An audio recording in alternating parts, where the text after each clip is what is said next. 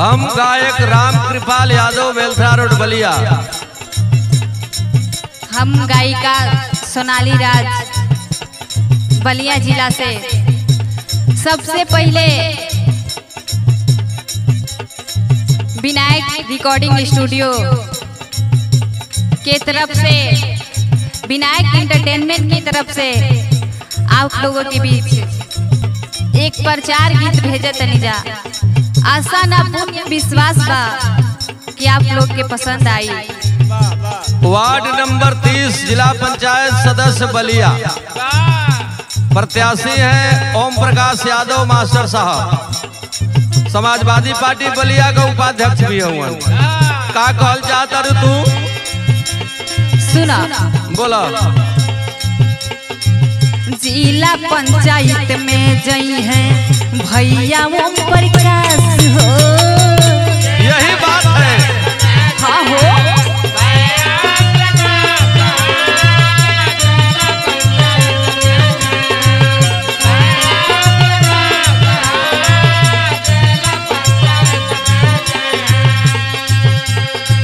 जम के यही क्षेत्र करी है विकास हो। जिला पंचायत में जई है भैया ओम प्रकाश हो।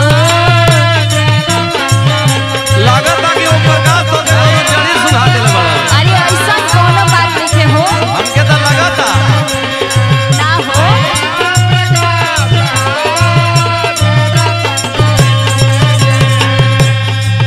हम बुझाता नहीं कि ओम प्रकाश तोरी दिल में बस गइल बड़न।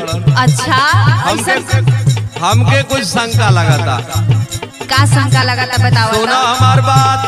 कहा काहे ओम प्रकाश पर तू, काहे ओम प्रकाश पर तू गइलू भाई हो। काहे ओम प्रकाश पर तू अरे ऐसा मत गइलू भाई।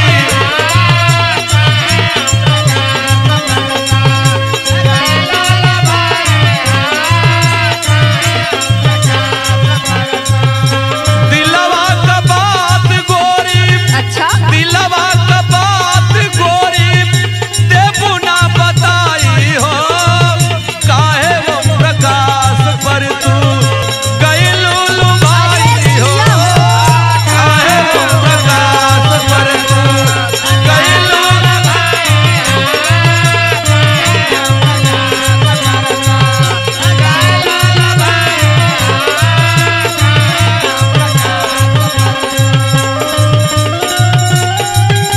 अरे दिया बुढ़ावी है बातिया।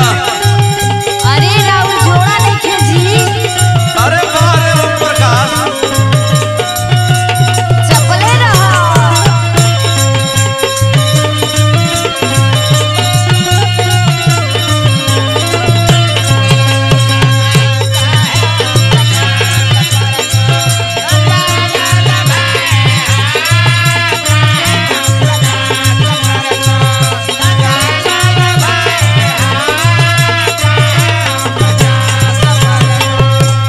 पवन जड़ी ओम प्रकाश तो के सुंघा देले बने कि जो है जे तेड़ ओम प्रकाश का नशा चढ़ल बा तोरी पर। सुना बताओ। ई कोनो जड़ी ओड़ी नहीं खन सुनहोले। हाँ समझला। हाँ सुना हम बतावत तनी। बताओ ता। केहू के दुखावा के जानस जब खबरिया।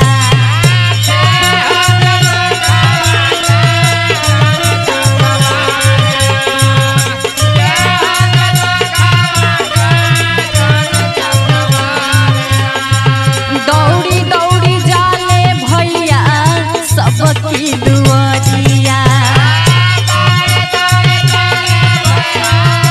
एकर मतलब कि सेवा भाव बा उनके अंदर। हाँ हो। यही से फिरा बाड़ू तू। हाँ, ये बात है।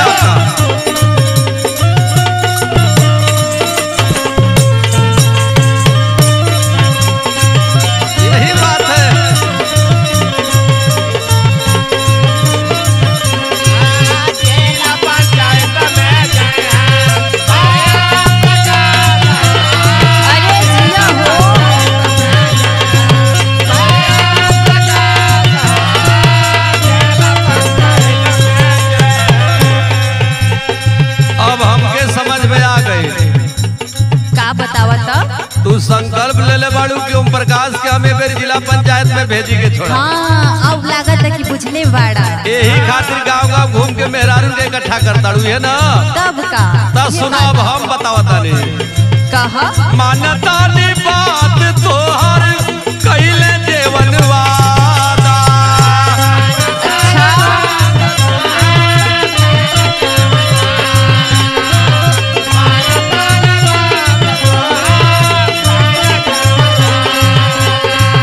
लागता की काम करी है ओहू से उज्यादा।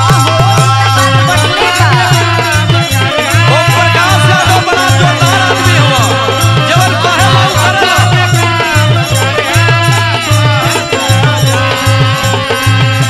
मनवा का शंका हमारी देहलू मिटाई हो, काहे ओम प्रकाश पर तू गइलू लुभाई हो, काहे ओम प्रकाश पर तू।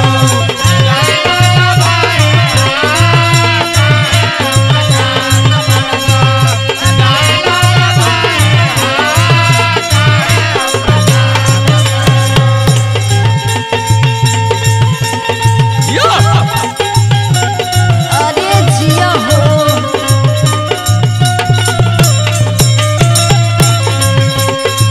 अरे जिया बुढ़ाऊ जिया।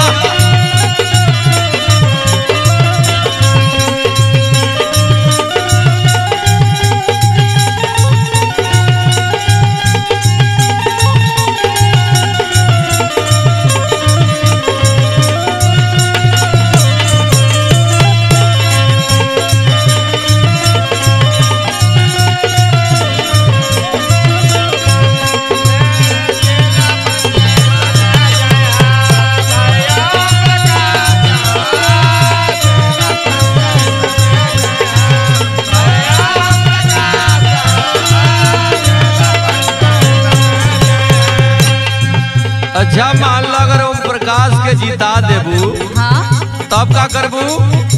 अरे बहुत मन में श्रद्धा बाहो कि अगर वो जीत जाई है। जैसे में सुना बताओ तनी। बताओ। जीती है ओम प्रकाश हम मन्नत मनाई। अरे मनोती मन ले हो, ये बात है। वाह वाह रे भगत सिंह। और सुना बोला। गंगा मैया के हम अपियरी चढ़ाई। बुझला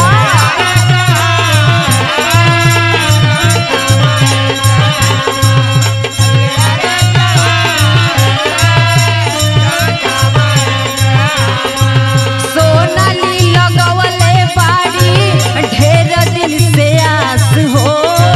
जिला पंचायत में जई है भैया ओम प्रकाश हो।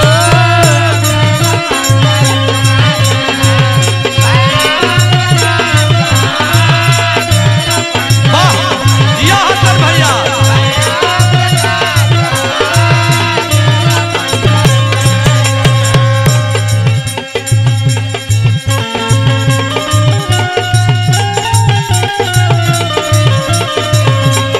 अरे वाह लागल रहो।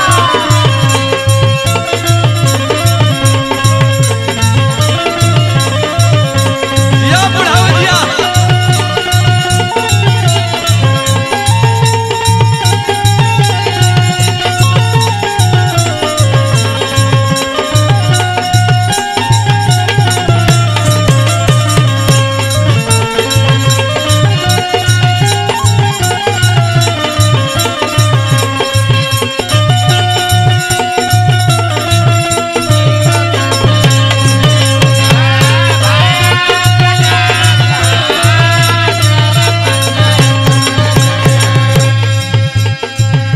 सुना एकर मतलब कि एकदम तू मनौती मान देले बड़ू। हाँ हो तो सुना अगर जो वास्तव में ओम प्रकाश के तू जिता देबू हाँ ये तो तो तोके बात इतना बढ़िया हम इनाम दे का कि जिंदगी भर याद करबू। सुना हमार बात, कहता गाँव गाँव घूम के सबसे